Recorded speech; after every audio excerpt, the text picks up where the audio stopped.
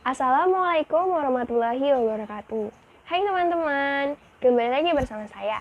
Perkenalkan, nama saya Royhana Wirnabila dari kelas 11 MIPA 2 nomor urut 26. Kali ini saya akan membahas materi kedatangan Jepang ke Indonesia. Nah, masuknya Jepang ke Indonesia ditandai dengan peristiwa pengeboman Pearl Harbor pada 8 Desember 1941 oleh Angkatan Perang Jepang. Serangan-serangan terus dilancarkan terhadap Angkatan Laut Amerika di Pasifik. Pasukan Jepang juga telah berhasil menghancurkan basis-basis militer Amerika di Filipina dan juga Indonesia. Nah, teman-teman tahu nggak sih alasan mengapa Jepang melakukan serangan terhadap Indonesia?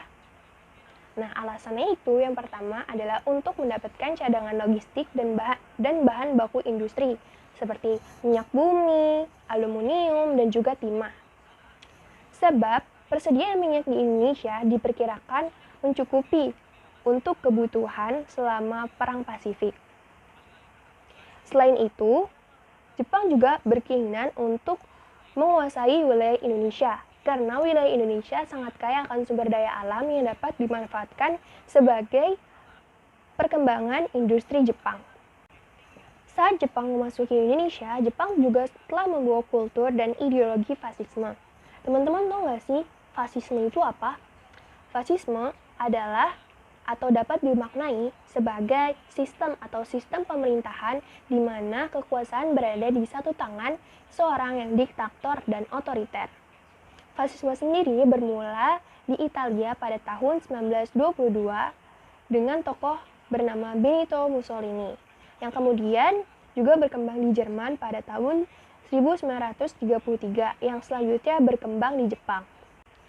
Pada Januari 1942, Jepang berhasil masuk dan mendarat di Indonesia melalui Ambon.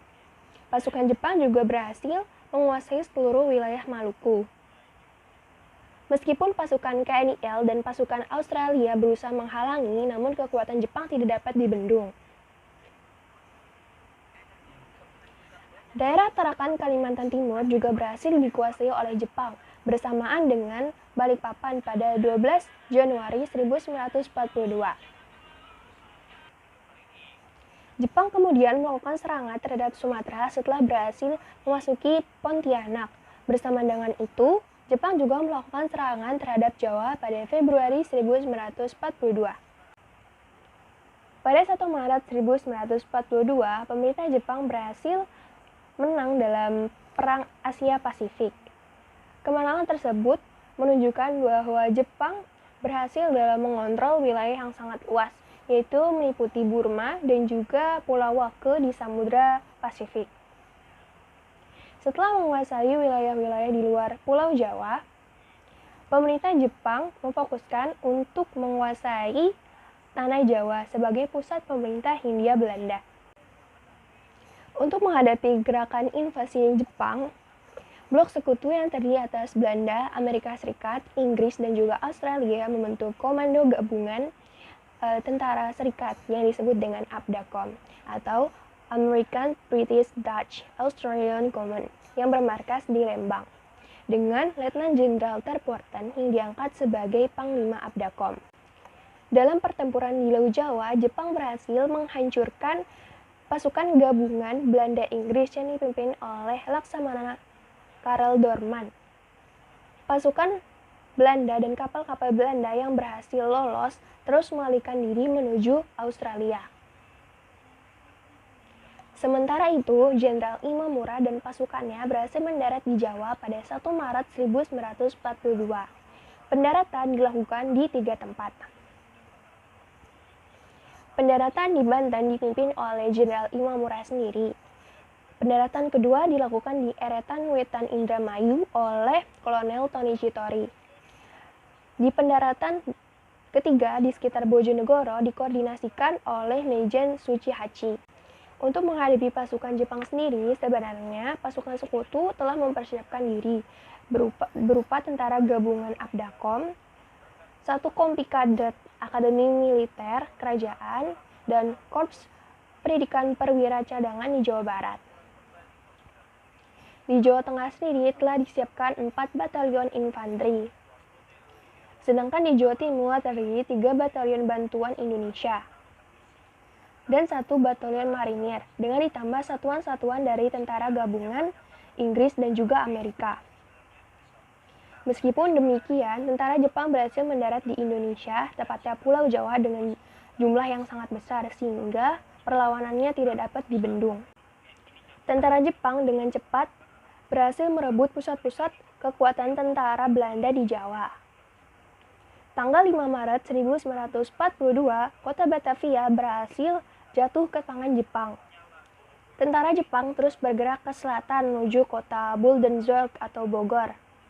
Dengan mudah, kota-kota lain di Jawa berhasil dikuasai oleh Jepang.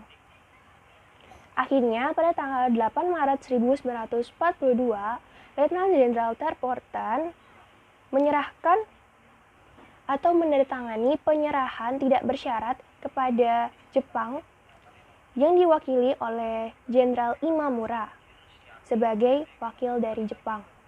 Penandatanganan sendiri dilakukan di Kalijati, Subang. Penyerahan ini lebih dikenal dengan kapitulasi Kalijati. Sambutan rakyat Indonesia. Kedatangan Jepang di Indonesia pada awalnya disambut senang hati oleh rakyat Indonesia. Jepang dielulukan sebagai saudara tua yang dipandang dapat membebaskan bangsa Indonesia dari kekejaman Belanda. Sikap simpatik bangsa Indonesia ini juga dipengaruhi oleh ramalan Jayabaya. Nah, teman-teman tahu nggak sih isi dari ramalan Jayabaya?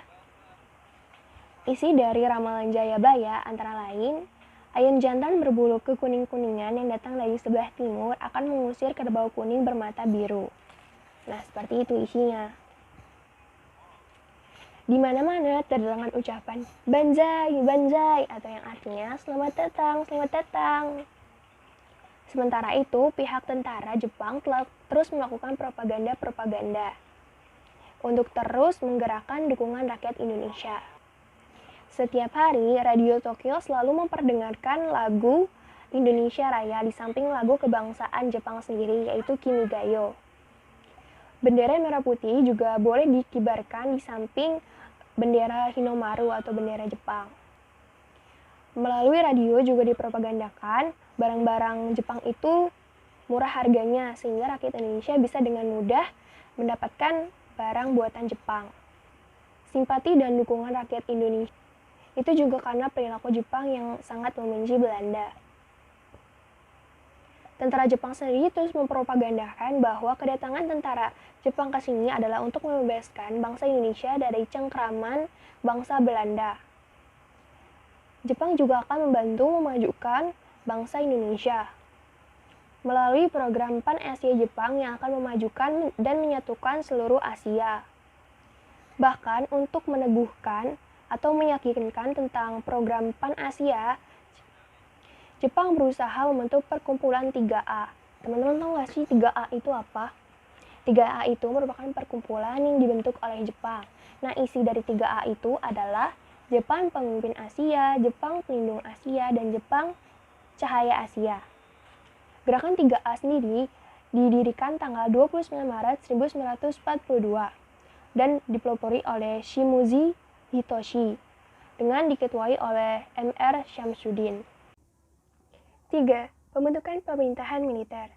Pada pertengahan tahun 1942 timbul pemikiran dari markas besar tentara Jepang agar penduduk di wilayah pendudukan dilibatkan dalam aktivitas pertahanan dan kemiliteran. Di seluruh kepulauan Indonesia bekas Hindia Belanda, wilayahnya dibagi menjadi 3 wilayah pemerintahan militer, di antaranya 1. Pemerintahan militer Angkatan Darat, yaitu Tentara ke-25 atau Tomi Shudan, untuk Sumatera dengan pusatnya di Bukit Tinggi. 2. Pemerintah militer Angkatan Darat, yaitu Tentara ke-16 atau Asamu Shudan, untuk Jawa dan Madura, dengan pusatnya di Jakarta. Kekuatan pemerintah militer ini kemudian ditambah dengan Angkatan Laut atau Daini Nankentai. 3. Pemerintah militer Angkatan Laut, yaitu Armada Selatan kedua untuk daerah Sulawesi, Maluku, dan juga Kalimantan dengan pusatnya di Makassar. Adapun susunan pemerintahan militer Jepang adalah sebagai berikut. 1. Gun Shirekan atau Panglima Tentara yang kemudian disebut dengan Seiko Shikikan atau Panglima Tertinggi sebagai pucuk pimpinan. 2. Gun Seikan atau Kepala Pemerintahan Militer yang dirangkap oleh Kepala Staf. Kepala Staf yang pertama adalah Mayor Jenderal Seizaburo Okazaki. 3. Gun Seibu atau Koordinator Pemerintahan yang meliputi Jawa Barat dengan pusat di Bandung, Jawa Tengah dengan pusat di Semarang, dan juga Jawa Timur dengan pusat di Surabaya. Ditambah dengan 2 daerah istimewa atau Kochi di Yogyakarta dan juga Surakarta. Demikianlah yang dapat saya sampaikan untuk materi kali ini. Apabila ada kekurangan atau salah-salah kata, saya meminta maaf.